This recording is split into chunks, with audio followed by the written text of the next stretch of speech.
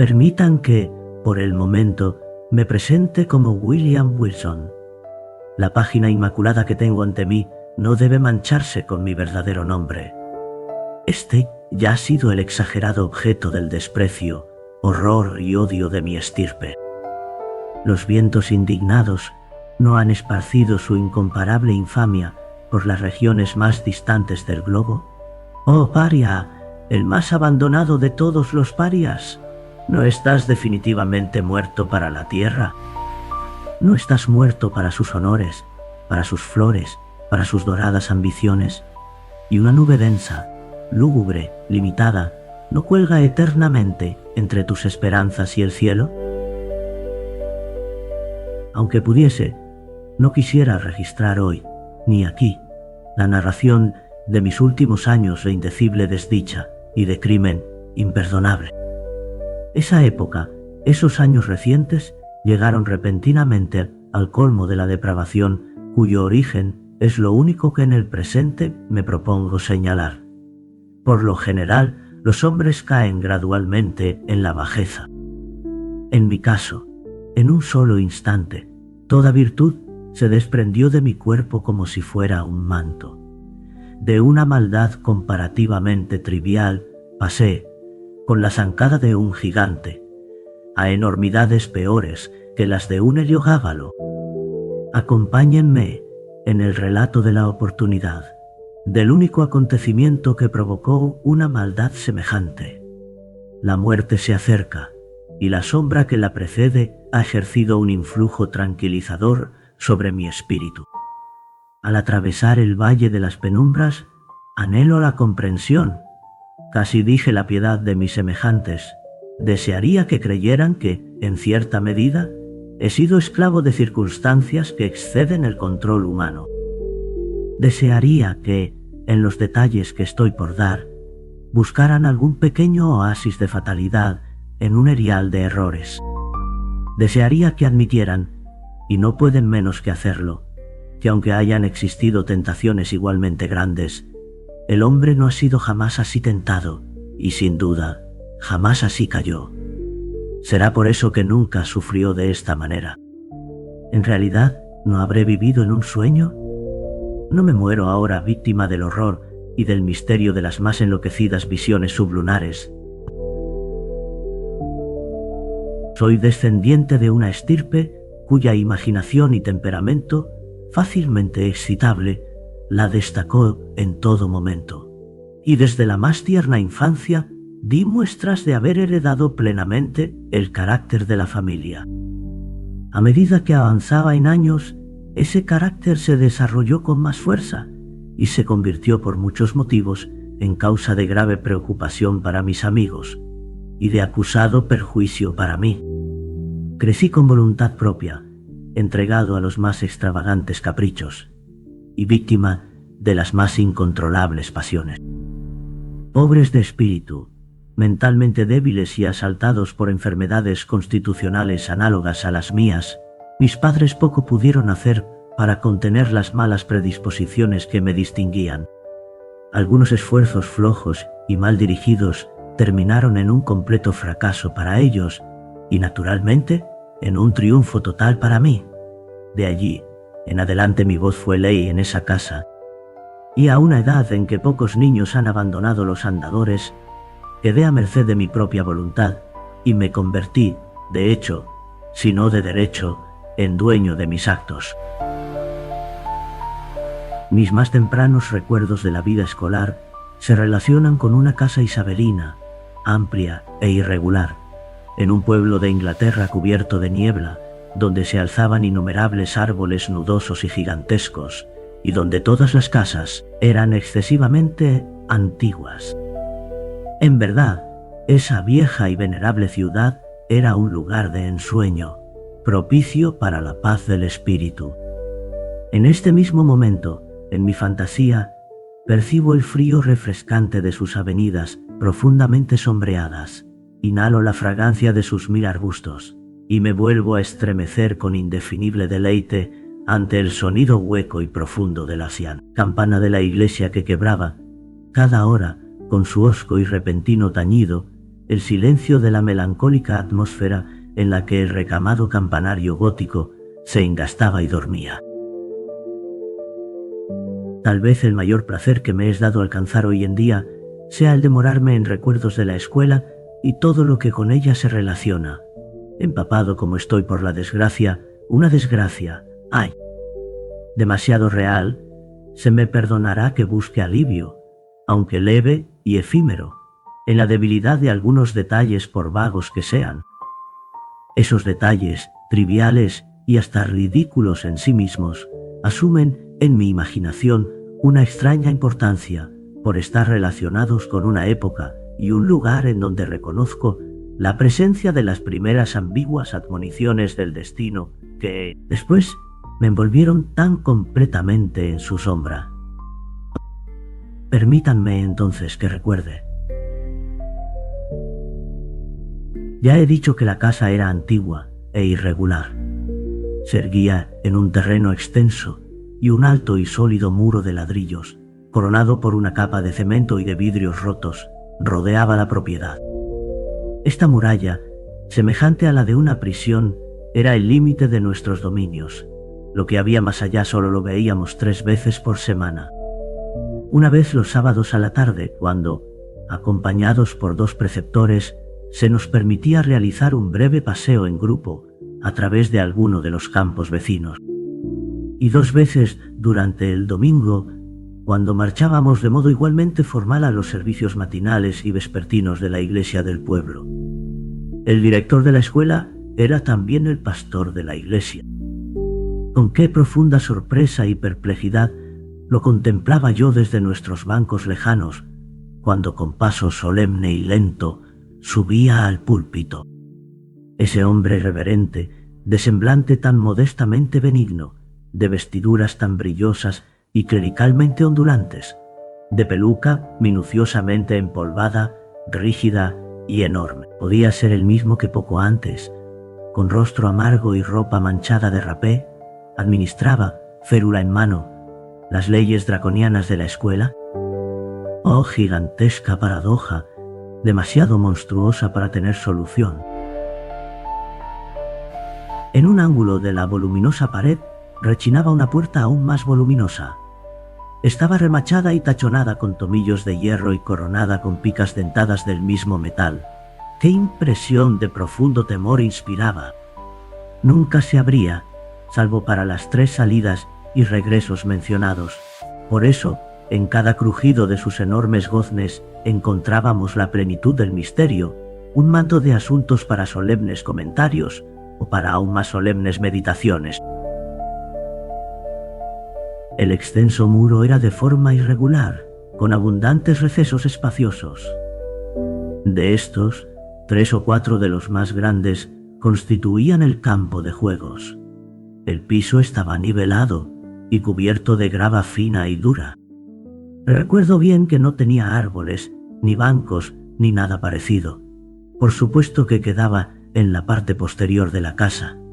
En el frente había un pequeño cantero, plantado con boj y otros arbustos. Pero a través de esta sagrada división solo pasábamos en contadas ocasiones, como el día de llegada o el de partida del colegio, o quizás cuando algún padre o amigo nos pasaba a buscar y nos íbamos alegremente a disfrutar de la Navidad o de las vacaciones de verano a nuestras casas. Pero la casa, qué extraño era aquel viejo edificio, y para mí, qué palacio encantado. Realmente sus recovecos eran infinitos, así como sus incomprensibles subdivisiones. En cualquier momento, resultaba difícil afirmar con seguridad en cuál de sus 2 pisos nos hallábamos. Entre un cuarto y otro siempre había 3 o 4 escalones que subían o bajaban. Además, las salas laterales eran innumerables, inconcebibles, y volvían de tal modo sobre sí mismas que nuestras ideas más exactas con respecto a la casa en sí no diferían demasiado de las que teníamos sobre el infinito. Durante los 5 años de mi residencia, nunca pude cerciorarme con precisión de en qué remoto lugar estaban situados los pequeños dormitorios que nos habían asignado a mí y a otros 18 o 20 alumnos. El aula era el cuarto más grande de la casa y desde mi punto de vista, el más grande del mundo entero. Era muy largo, angosto y desconsoladoramente bajo, con puntiagudas ventanas góticas y cielo raso de roble. En un ángulo remoto y aterrorizante había un cerramiento cuadrado de unos 8 o 10 pies. Allí se encontraba el sanctum, donde rezaba, entre una clase y otra, nuestro director, el reverendo doctor Bransby. Era una estructura sólida, de puerta maciza, y antes de abrirla, en ausencia del dómine, hubiéramos preferido morir por la peine forte et dure. En otros ángulos había 2 cerramientos similares, sin duda, mucho menos reverenciados, pero no por eso menos motivo de terror. Uno de ellos era la cátedra del preceptor clásico, otro el correspondiente a inglés y matemáticas. Dispersos por el salón, entrecruzados en interminable irregularidad, había innumerables bancos y pupitres, negros, viejos, carcomidos por el tiempo, tapados por pilas de libros manoseados, y tan cubiertos de iniciales, nombres completos, figuras grotescas y otros múltiples esfuerzos del cortaplumas, que habían perdido lo poco que en lejanos días les quedaba de su forma original. En un extremo del salón había un inmenso balde de agua, y en el otro un reloj de formidables dimensiones. Encerrado entre las macizas paredes de esta venerable academia, pasé sin tedio ni disgustos los años del tercer lustro de mi vida. El fecundo cerebro de la infancia no requiere que lo ocupen o diviertan los sucesos del mundo exterior. Y la monotonía aparentemente lúgubre de la escuela estaba repleta de excitaciones más intensas que las que mi juventud obtuvo del lujo, o mi edad madura del crimen. Sin embargo, debo creer que mi primitivo desarrollo mental ya salía de lo común, y hasta tenía mucho de outré. Por lo general, los acontecimientos de la infancia no dejan un recuerdo definido en el hombre maduro. Todo se parece a una sombra grisácea, un recuerdo débil e irregular, una evocación indistinta de pequeños placeres y fantasmagóricos dolores, pero en mi caso no es así. En la infancia debo haber sentido con la energía de un hombre, lo que ahora encuentro estampado en mi memoria con imágenes tan vívidas, tan profundas y tan duraderas como los exergos de las medallas cartaginesas. Y sin embargo, desde un punto de vista mundano, qué poco había allí para recordar. Despertar por la mañana, el llamado nocturno a acostarse, los estudios, los recitados, las vacaciones periódicas y los paseos, el campo de juegos con sus peleas, sus pasatiempos, sus intrigas, todo eso que por obra de un hechizo mental totalmente olvidado después, llegaba a abarcar una multitud de sensaciones, un mundo de ricos incidentes, un universo de variadas emociones, de la más apasionada y entusiasta excitación. Oh, le bon temps, que ce siècle de fer. En verdad, el ardor, el entusiasmo y mi naturaleza imperiosa pronto me destacaron de mis condiscípulos y suave, pero naturalmente fui ganando ascendiente sobre todos los que no eran mucho mayores que yo, sobre todos, con una única excepción. La excepción fue un alumno que, sin ser pariente mío, llevaba mi mismo nombre y apellido. Una circunstancia poco destacable porque, pese a mi ascendencia noble, el mío era uno de esos apellidos comunes que, desde tiempos inmemoriales, parecen haber pasado a ser propiedad de la plebe. En este relato me he denominado William Wilson, nombre ficticio, pero no muy distinto del verdadero. Solo mi tocayo, entre los que según la fraseología del colegio formaban nuestro grupo, se atrevía a competir conmigo en el estudio, en los deportes y rencillas del campo de juegos, negándose a creer ciegamente en mis afirmaciones y a someterse a mis deseos. En una palabra, pretendía oponerse a mi arbitraria dictadura. Si existe en la Tierra un despotismo supremo e ilimitado, es el despotismo que ejerce en la juventud una mente superior sobre los espíritus menos enérgicos de sus compañeros.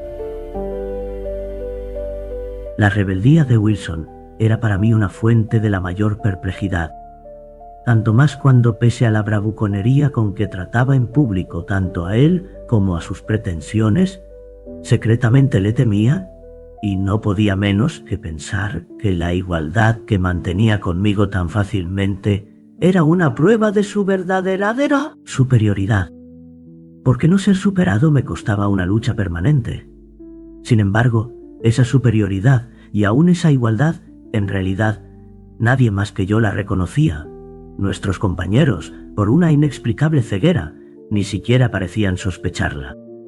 Lo cierto es que su competencia, su resistencia y sobre todo su impertinente y tozuda interferencia en mis propósitos eran tan dolorosas como poco evidentes. Era como si careciera tanto de la ambición que estimula, como de la apasionada energía mental que me permitía destacarme. Parecía que su rivalidad solo se debía al caprichoso deseo de contradecirme, asombrarme o mortificarme.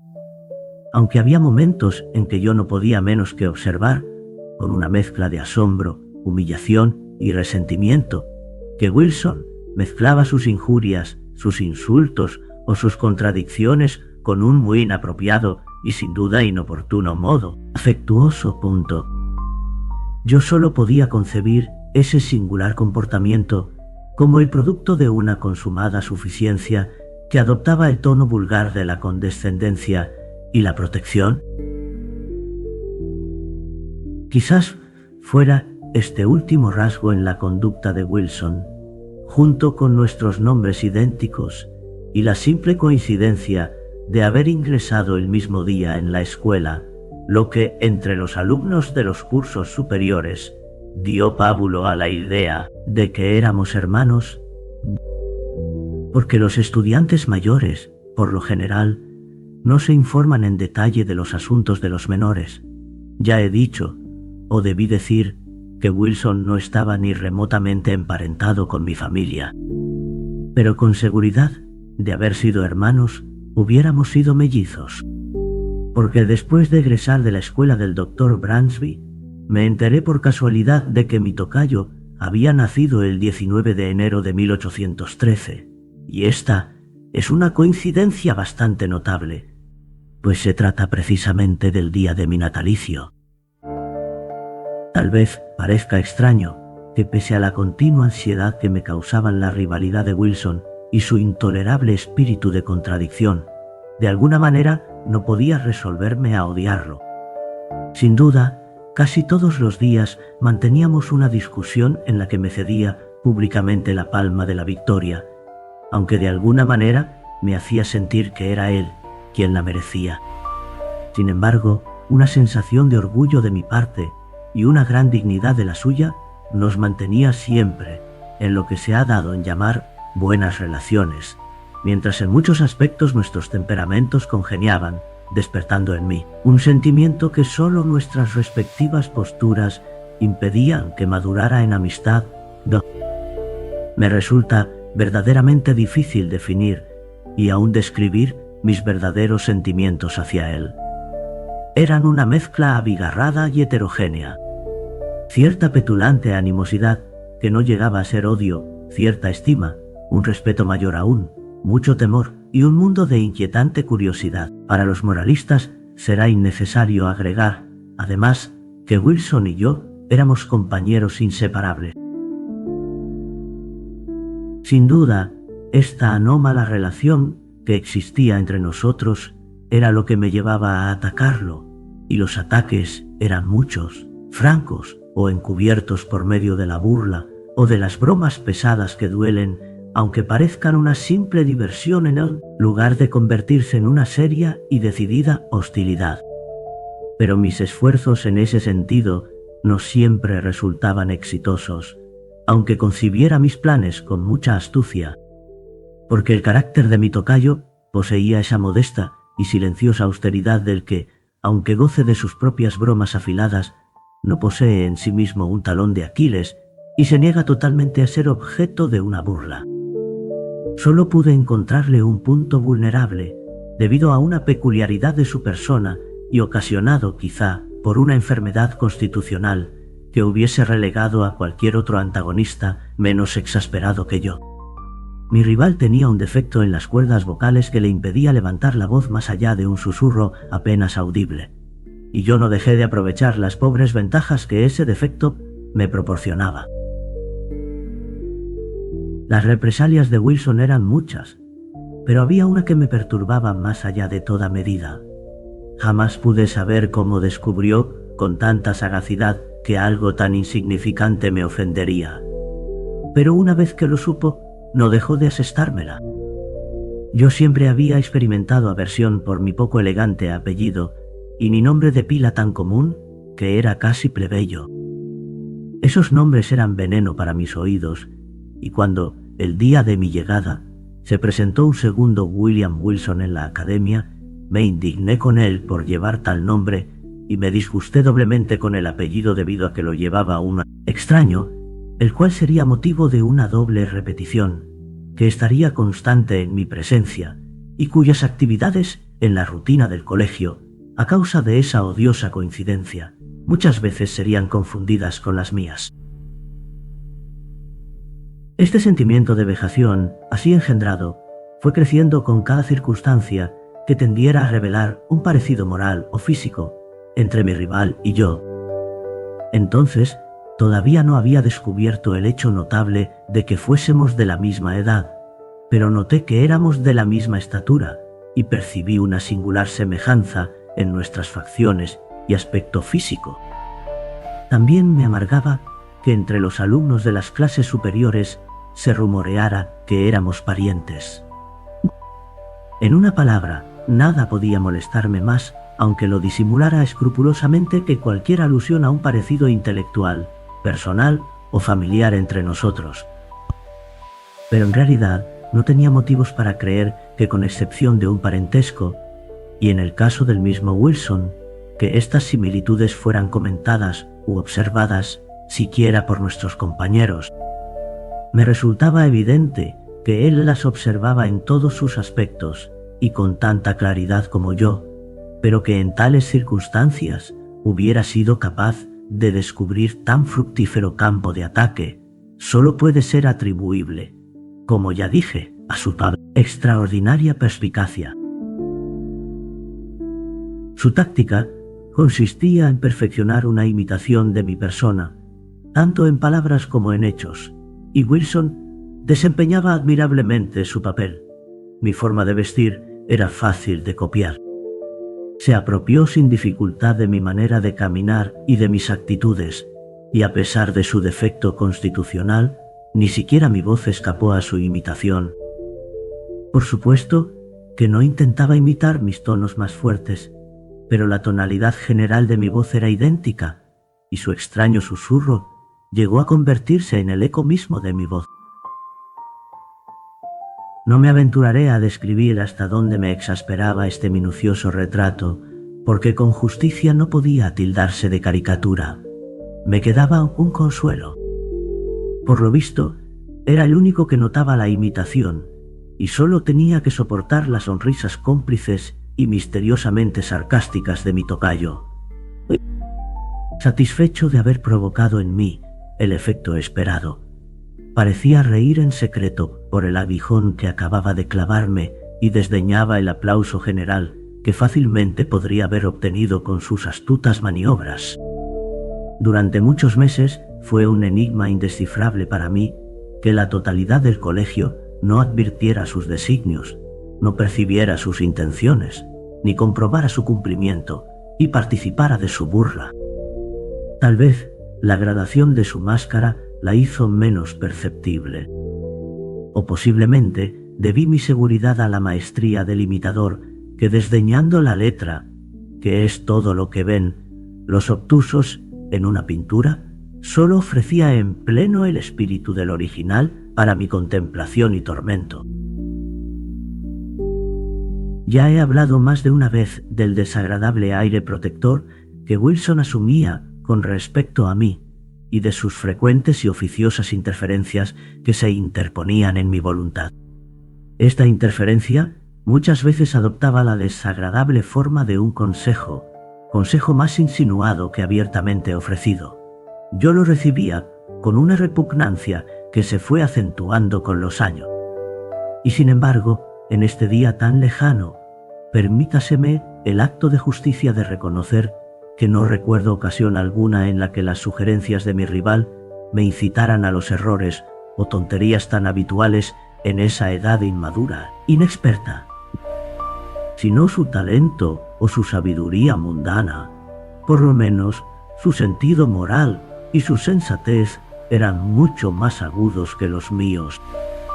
Y hoy en día, yo hubiera podido ser un hombre mejor y por lo tanto más feliz de haber rechazado con menos frecuencia los consejos encerrados en esos susurros que en ese momento odiaba cordialmente y despreciaba con amargura.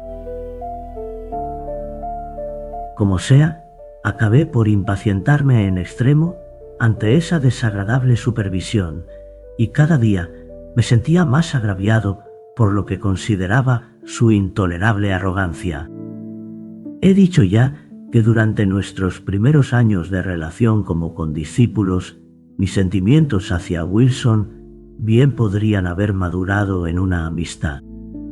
Pero en los últimos meses de mi residencia en la academia, aunque su impertinencia hubiera disminuido, sin duda, en alguna medida, mis sentimientos se trocaron en similar proporción, en odio más profundo.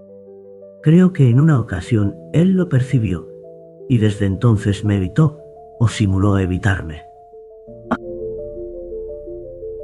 Si mal no recuerdo, en esa misma época tuvimos un violento altercado, durante el que Wilson perdió la calma hasta un punto mayor que otras veces, y habló y actuó con una franqueza nada común en su carácter.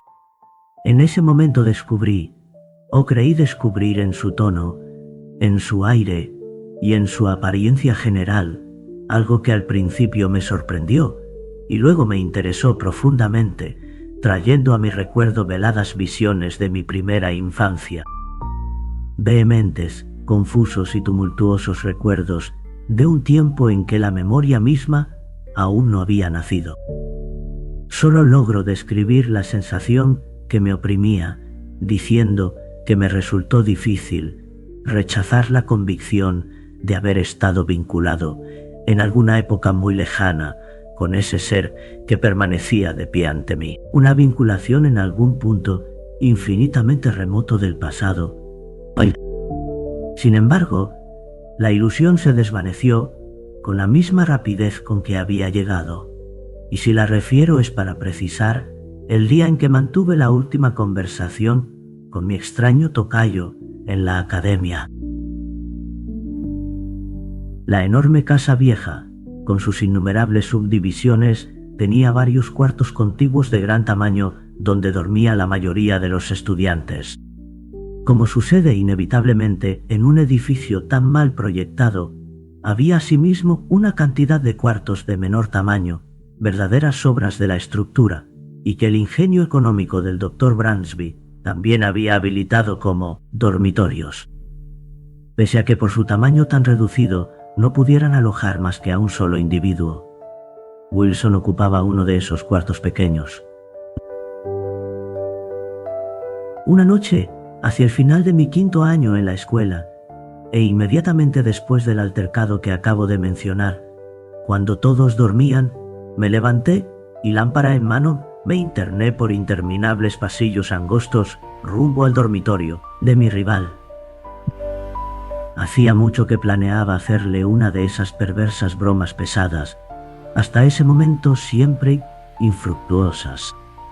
Tenía intenciones de llevar a cabo de inmediato mi plan, y decidí que Wilson percibiera toda su malicia al llegar a su cuarto. Entré en silencio y dejé afuera la lámpara cubierta con una pantalla. Avancé un paso y escuché el sonido de su respiración tranquila. Seguro de que dormía, volví a tomar la lámpara y me aproximé con ella a la cama. Esta se hallaba rodeada de pesadas cortinas. Siguiendo con mi plan, las aparté con lentitud y en silencio hasta que rayos de luz iluminaron de golpe al durmiente, mientras mis ojos se clavaban en su cara. Lo miré e instantáneamente quedé petrificado, helado. Respiré con dificultad, me temblaban las rodillas y mi espíritu era presa de un horror sin sentido, pero intolerable. Jadeando, aproximé aún más la lámpara a su cara.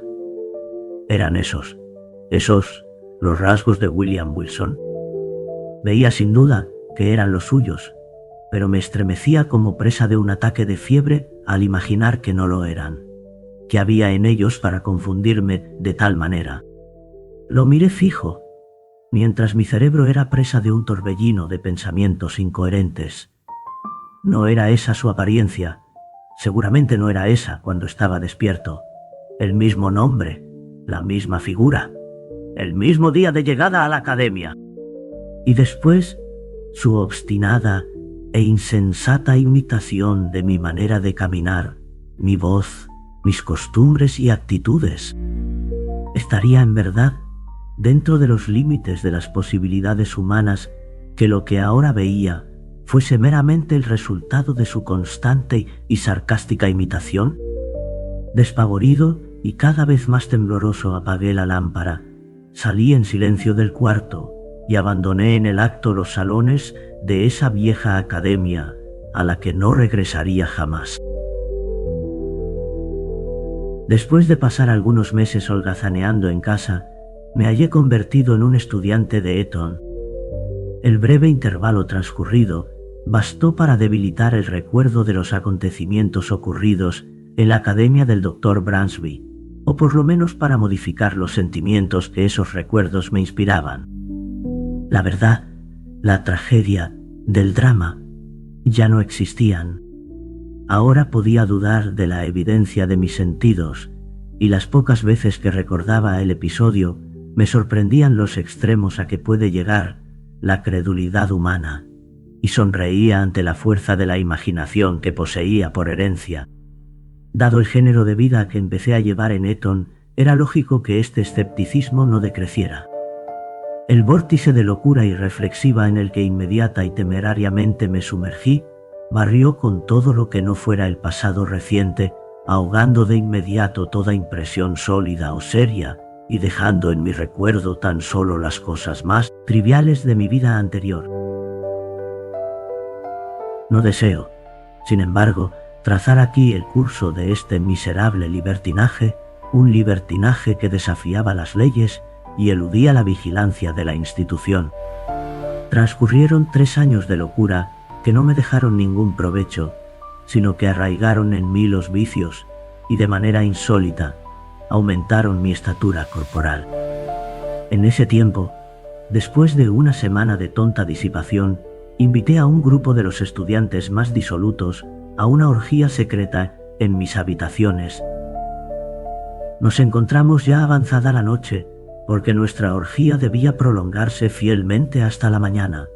Corría con libertad el vino, y no faltaban otras seducciones, tal vez más peligrosas. Cuando el gris de la aurora apenas se perfilaba en el este, nuestro extravagante delirio estaba en su punto más alto. Excitado hasta la locura por las cartas y el alcohol, yo insistía en un brindis especialmente blasfemo, cuando de repente atrajo mi atención la puerta que se entreabría con violencia y la voz ansiosa de un criado. Decía que una persona me reclamaba con desesperada urgencia en el vestíbulo. Salvajemente excitado por el vino, la inesperada interrupción me alegró en lugar de sorprenderme. Salí tambaleante y en pocos pasos estuve en el vestíbulo del edificio. En ese lugar, estrecho y bajo, no había lámpara, y solo la pálida claridad del amanecer se abría paso por la ventana semicircular. Al transponer el umbral, percibí la presencia de un joven casi de mi misma estatura, que vestía una bata de casimir blanco, cortada al nuevo estilo, como la que llevaba yo puesta en ese momento. La débil luz me permitió percibirlo, pero no alcancé a distinguir los rasgos de su cara. Al verme entrar, vino presuroso a mi encuentro, y tomándome del brazo con un gesto de petulante impaciencia, me murmuró al oído las palabras: William Wilson. Recuperé en el acto la sobriedad, en los modales del desconocido y en el temblor de su dedo suspenso entre mis ojos y la luz. Había algo que me llenó de indescriptible asombro. Pero no fue eso lo que me conmovió con mayor violencia. Fue la solemne admonición que contenían aquellas palabras sibilantes pronunciadas en voz baja y singular. Y por sobre todo, fue el carácter, el tono, el sonido de esas sílabas escasas, simples y familiares, pero susurradas, que llegaban a mí con 1000 turbulentos recuerdos de días pasados y que golpearon mi alma con el impacto de una batería galvánica. Antes de que pudiera recobrar el uso de mis facultades, mi visitante había desaparecido. Aunque ese acontecimiento tuvo un vívido efecto sobre mi imaginación, fue también un efecto pasajero. Durante una semana me ocupé en hacer toda clase de investigaciones, o me dejé envolver en una nube de especulaciones morbosas. No pretendí ocultar a mi percepción la identidad del singular individuo que con tanta perseverancia se inmiscuía en mis asuntos y que me acosaba con sus insinuados consejos. Pero ¿quién era y qué era ese Wilson? ¿De dónde venía? ¿Cuáles eran sus propósitos? Me resultó imposible encontrar una respuesta satisfactoria a estas preguntas. Solo alcancé a averiguar que un repentino accidente familiar lo obligó a abandonar la academia del Dr. Bransby el mismo día de mi huida. Pero poco tiempo después dejé de pensar en el asunto. Mi atención estaba completamente absorbida por el proyecto de ingresar en Oxford. Hacia allí pronto me trasladé. Mis padres, en su irreflexiva vanidad, me proporcionaron un vestuario y una pensión anual que me permitirían disfrutar a mi antojo del lujo, ya tan caro a mi corazón, y rivalizar en despilfarro con los más altivos herederos de los más opulentos ducados de Gran Bretaña. Excitado por tantos medios para fomentar el vicio, mi temperamento se desbordó con renovado ardor, y en la loca infatuación de mis francachelas mancillé las más elementales normas de decencia. Pero sería absurdo detenerme en los detalles de mis extravagancias. Baste decir que fui más despilfarrador que el mismo Herodes, y que dando nombre a una multitud de nuevas locuras, agregué un apéndice nada breve al largo catálogo de vicios, entonces habituales en la más disoluta universidad de Europa.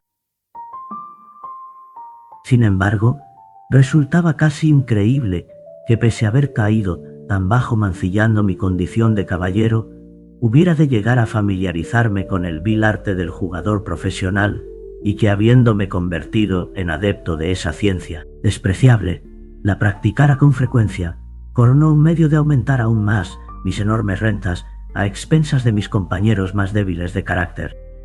Sin embargo, esa era la verdad, y la misma enormidad de esta ofensa contra todos los sentimientos varoniles y honorables demostraba, más allá de toda duda, la principal, ya que no la única razón de la impunidad con que la cometía.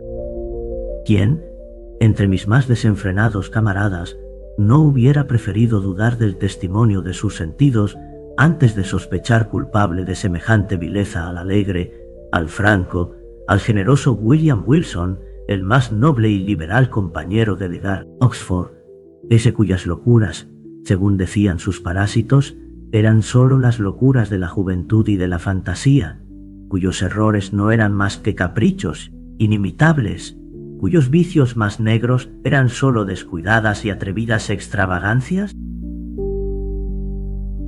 Había estado 2 años exitosamente entregado a estas actividades cuando llegó a la universidad un joven noble, un parvenú de apellido Glendinning, tan rico como Herodes, Atico según los rumores, y cuyas riquezas también habían sido fácilmente obtenidas. Pronto me di cuenta de que era un simple, y naturalmente lo consideré un sujeto adecuado para poner a prueba mis habilidades. Lo invité a jugar con frecuencia, y con la habitual artimaña del tahur, le permití ganar sumas considerables para envolverlo más eficazmente en mis redes. Una vez maduros mis planes, me encontré con él decidido a que esa partida fuera la última y decisiva en las habitaciones de un compañero llamado Preston, amigo por igual de ambos, pero que, para hacerle justicia, no abrigaba la más remota sospecha de mis intenciones. Para mayor disimulo, conseguí reunir un grupo de 8 a 10 personas y me las ingenié para que la propuesta de jugar a las cartas pareciera accidental y la sugiriera la misma víctima. Para no prolongar un tema tan vil, no omití ninguna de las acostumbradas y delicadas bajezas de situaciones similares, hasta tal punto repetidas que sorprende que todavía existan seres tan tontos que caigan en la trampa. Dilatamos el juego hasta altas horas de la noche, y por fin llevé a cabo la maniobra, gracias a la cual Glendinning quedaba como mi único adversario. El juego también era mi preferido, el écarté. El resto de los invitados, interesados por nuestra partida, abandonó sus propias cartas y nos rodeó.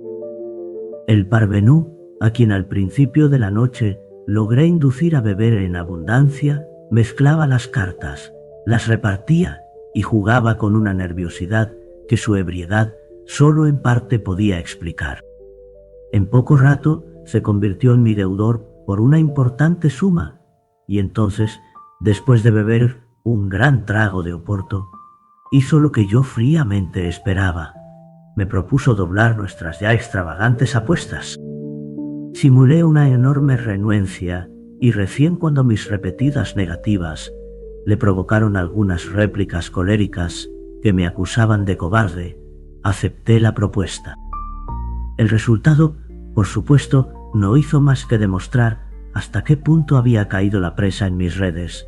En menos de una hora, su deuda se cuadruplicó. Hacía rato que el semblante de Glendinning perdía el tinte rubicundo provocado por el vino. Pero ahora, para mi sorpresa, percibí en él una palidez verdaderamente espantosa. Aseguro que me sorprendió, porque en respuesta a mis ansiosas averiguaciones, Glendinning me había sido presentado como inmensamente rico, y las sumas que ya llevaba perdidas, aunque importantes en sí mismas, supuse que no podían incomodarlo seriamente, y mucho menos afectarlo con tal violencia. Lo primero que pensé era que estaba agobiado por el vino que acababa de beber, y más por mantener mi reputación a los ojos de mis compañeros que por motivos menos interesados, me disponía a exigir con tono perentorio la suspensión de la partida, cuando algunas frases dichas a mi alrededor y la exclamación de total desesperanza que profirió Glendinning me dieron a entender que acababa de provocar su ruina total en circunstancias que, al convertirlo en objeto de la piedad general, deberían haberlo protegido hasta de los ataques de un espíritu maligno.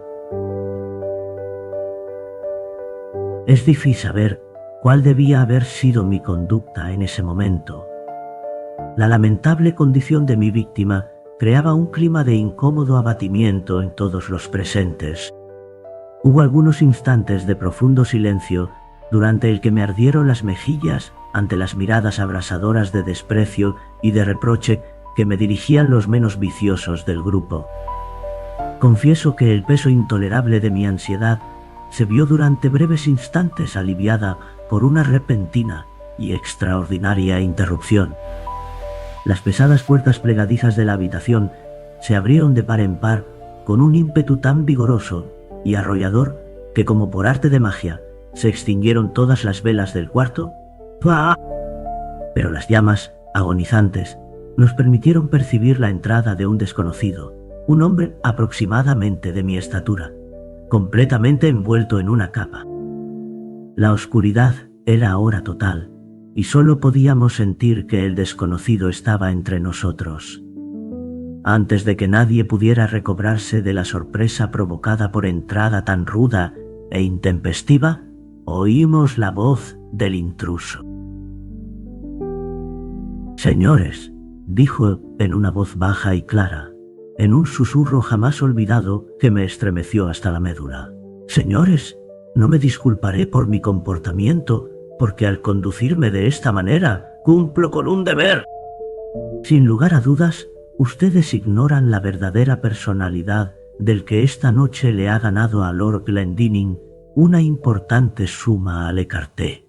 Por lo tanto, les señalaré una manera expeditiva para obtener esta tan necesaria información. Por favor, examinen con cuidado el paño de su manga izquierda y los pequeños paquetes que encontrarán en los espaciosos bolsillos de su bata bordada. Mientras hablaba, el silencio era tan profundo que se hubiera podido oír la caída de un alfiler sobre el piso. Al terminar de hablar, salió tan abruptamente como había llegado. ¿Puedo describiré mis sensaciones? Necesito decir que experimenté todos los horrores del condenado. No tuve tiempo de reflexionar. Varias manos me aferraron con rudeza, impidiéndome todo movimiento, y de inmediato se volvieron a prender las luces. Enseguida me registraron. En el forro de mi manga encontraron todas las cartas esenciales en el écarté, y en los bolsillos de mi bata una serie de mazos de barajas idénticos a los que utilizábamos en nuestras partidas, con la única excepción de que las mías eran lo que técnicamente se denomina arrondés. Los honores eran levemente convexos en las puntas, las cartas más bajas, levemente convexas a los costados. De esta manera, el incauto que corta el mazo a lo largo, según lo acostumbrado, invariablemente proporciona un honor a su adversario, mientras el taur cortará a lo ancho sin proporcionar a su víctima ninguna carta de importancia en el juego. Cualquier explosión de indignación ante lo que acababan de descubrir me hubiera afectado menos que el silencioso desprecio o la sarcástica compostura con que lo recibieron. Señor Wilson, dijo nuestro anfitrión, inclinándose para levantar del piso una lujosa capa de pieles excepcionales. Señor Wilson, esta capa es suya. Hacía frío, y al salir de mi habitación me había echado la capa sobre los hombros, quitándomela luego al llegar a la escena del juego. Supongo que está de más buscar aquí mayores pruebas de su habilidad, comentó, observando los pliegues de la capa con amarga sonrisa. Ya tenemos bastantes. Espero que comprenda la necesidad de abandonar Oxford y, en todo caso, de salir inmediatamente de mis aposentos. Envilecido, humillado como estaba, es probable que hubiera respondido a tan exasperante lenguaje con un arrebato de violencia si en ese momento mi atención no hubiese sido atraída por un hecho sorprendente. La capa que me había puesto para la reunión era de pieles extremadamente raras, tan poco comunes y extravagantemente costosas que no me aventuraré a hablar de su precio. También el modelo era de mi propia y fantástica invención, porque era exigente hasta la fanfarronería en cuestiones de naturaleza tan frívola.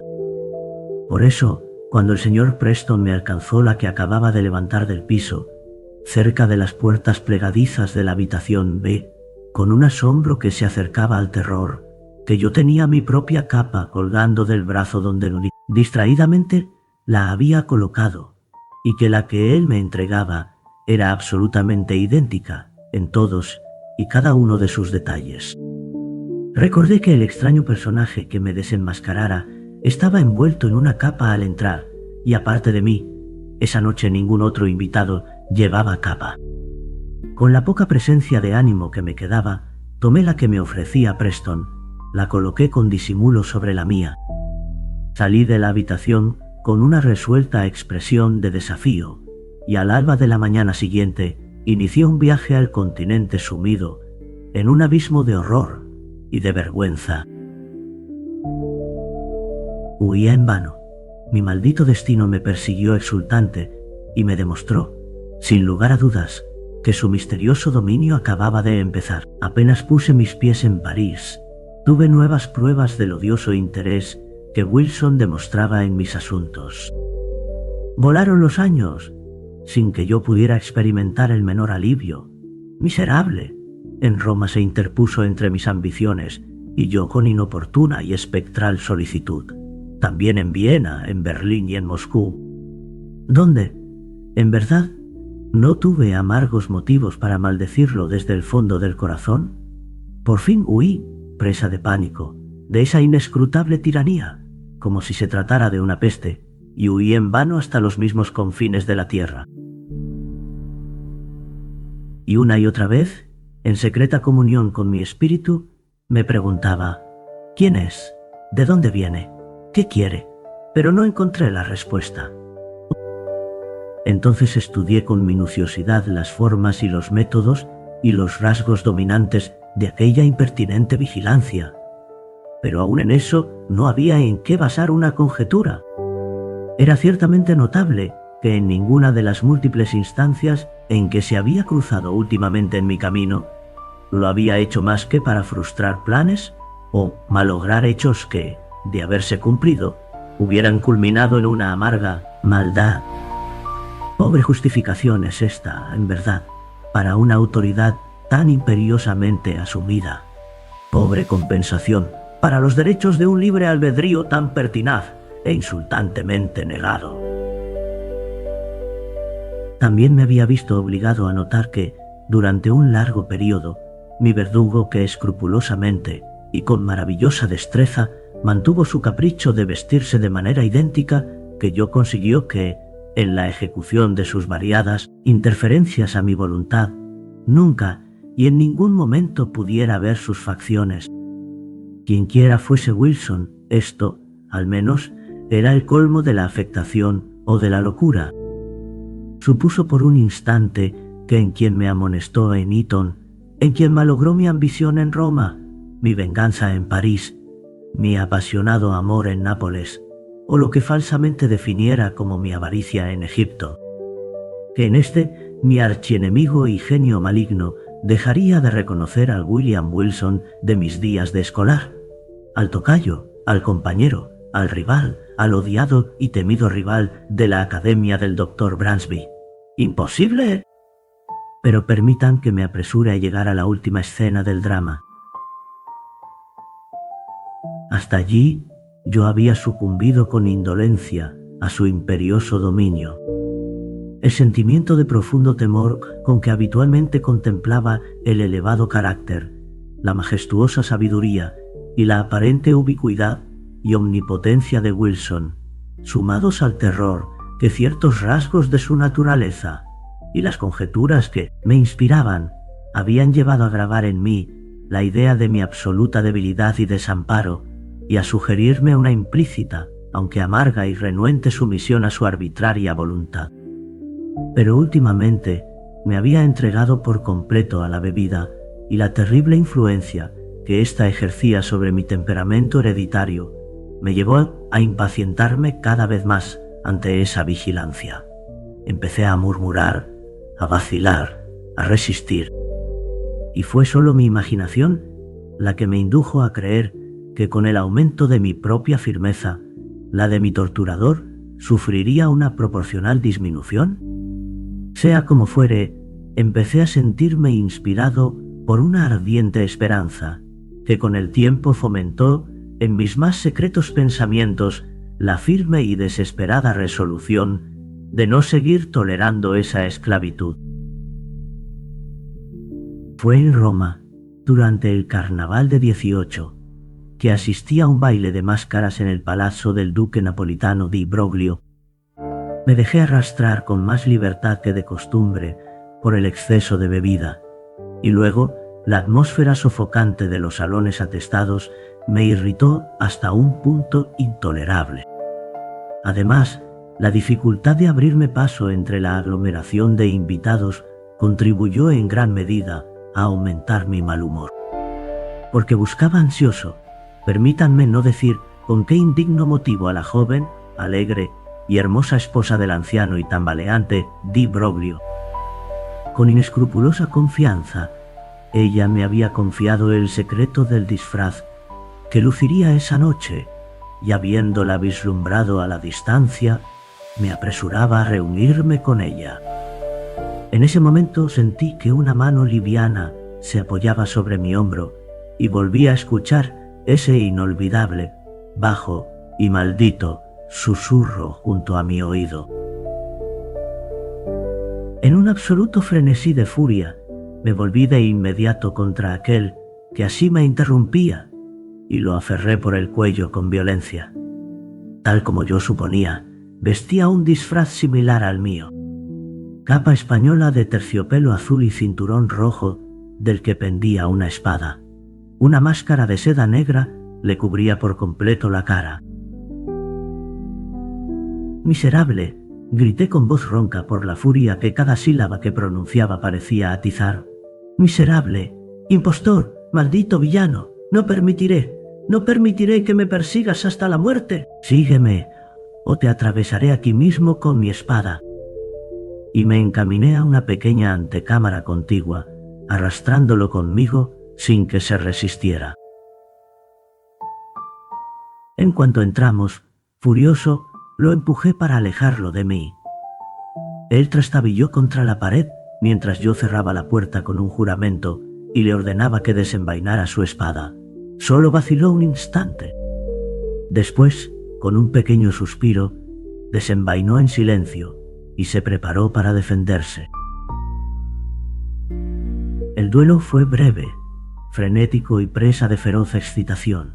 Yo sentía en mi brazo la energía y el poder de una multitud. En pocos segundos lo acorralé contra la pared, y allí, teniéndolo en mi poder, le hundí repetidas veces la espada en el pecho con brutal ferocidad. En aquel instante, alguien movió el pestillo de la puerta. Evité presuroso una intrusión y de inmediato regresé al lado de mi moribundo rival. Pero ¿qué lenguaje humano puede transmitir adecuadamente esa sorpresa? Ese horror que me poseyó frente al espectáculo que tenía ante mi vista. El breve instante en que aparté la mirada pareció ser suficiente para producir un cambio material en el arreglo de aquel extremo lejano de la habitación. Un gran espejo. En mi confusión, al menos, eso me pareció al principio. Se alzaba donde antes no había nada, y cuando avancé hacia él, en el colmo del espanto, cubierta de sangre y pálida la cara, mi propia imagen vino tambaleándose hacia mí. Eso me pareció, pero me equivocaba. Era mi antagonista. Era Wilson quien se erguía ante mí, agonizante.